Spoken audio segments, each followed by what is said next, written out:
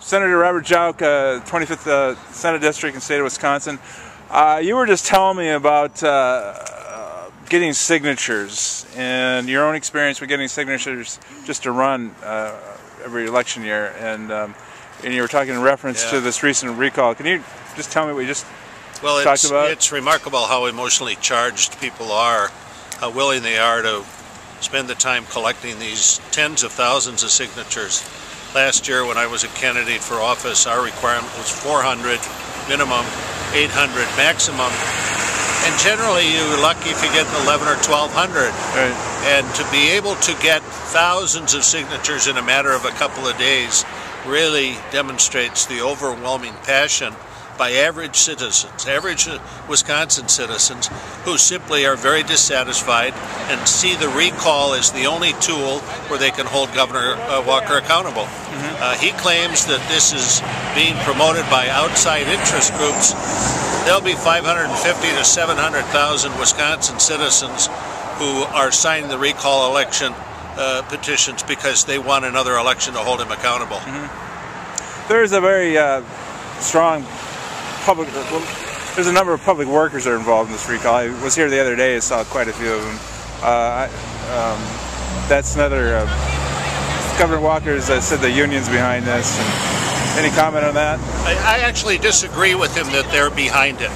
I've gone to many of these rallies, and I could recognize 20% of the people as your active members of the Democratic Party. These are average citizens of all ages, from all walks of life, many of whom are Republicans, many of whom are independents, that are simply frustrated by the overreach by Governor Walker and the Republican majority. They're angered that he misled them as a candidate, he deceived them as a governor, he went too far in his policies. But this is much more than collective bargaining. Many of these people are demanding a recall because they're frustrated with the lack of shared sacrifice in which he is demanding more from the working families of the state and providing the benefits to the economic elite. Millions of dollars in tax breaks to corporations, cutting 65,000 people in terms of including 20,000 kids off of Medicaid. There's a long list of reasons why average citizens are saying this isn't my Wisconsin, he's taking us in the wrong direction, and they want this election to try to turn it around. I've talked to a number of people getting recall signatures, and I've asked them, well, who's going to be the candidate? Who's going to run against Walker? It looks like I think it's a fair bet that the recall is going to happen. Yes, what do you think is going to be the candidate? Has that been determined? Or? Well, it's not a matter of, first of all, I'm not involved in the selection process, nor am I involved in the organization of the recall. It's coming from the grassroots. Clearly, several names have been mentioned, including Herb Kohl, who apparently is not going to be a candidate. I think Tom Barrett is still a very good possibility of being a candidate, which sets up the possibility that you have a do-over, an opportunity for citizens who voted for Scott Walker in the first place and decided they made a bad mistake, and they want to have an opportunity to vote for vote again. I think the other issue is really going to matter in this race is you have a candidate who offers the leadership to help heal the state rather than divide the state.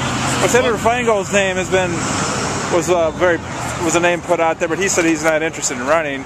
And, yeah, that surprised me, to tell you the truth, but he had many 19 years in the United States Senate, and he's been in public office for a long time, writing a book, just didn't want to get re-engaged in this particular race. I'm sure you will have a very qualified candidate in the end. Right now, the emphasis is on gathering the recall signatures. You don't need a candidate if you don't get the recall signatures. Once you get the recall signatures, then they will have a candidate, and it'll be a choice between those two candidates. I would think, though, that just if the candidate is not a well-known candidate, that that would be somewhat of an obstacle, because you don't have a long election cycle here. What is it? We're talking about months versus a year or whatever. Right. So that might be an issue if it's. I don't disagree with you. The polls show that 58% of the public want Scott Walker recalled. The polls show that he has a very high disapproval rating. People are very dissatisfied with him because he is a polarizing figure, because they conclude that he is hurting Wisconsin, not helping Wisconsin. But once you put another individual out there, then it's a choice between two people, and I recognize that that has an impact once there is a head-to-head race. I was going to ask you, I was listening to NPR the other day, and somebody was defending Scott Walker about the budget repair bill, and he said, well, the governor said he was going to basically do what it took to balance the budget, and although maybe he didn't explicitly say he was going to deal with collective bargaining, he did say he was going to address the budget. So kind of like in a global answer, what's your response to that? Governor Walker lied to the people of Wisconsin, and when he introduced his budget repair bill, he lied to the people of Wisconsin. He used the budget fix as a ruse to try to destroy unions.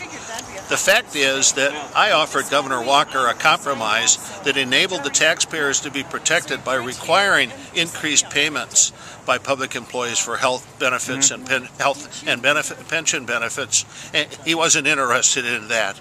He wanted to make sure that they couldn't certify. He wanted to decertify unions. He wanted to break their back. He didn't want workers to have the ability to negotiate and protect themselves in the workplace. That's what made people in Wisconsin so angry.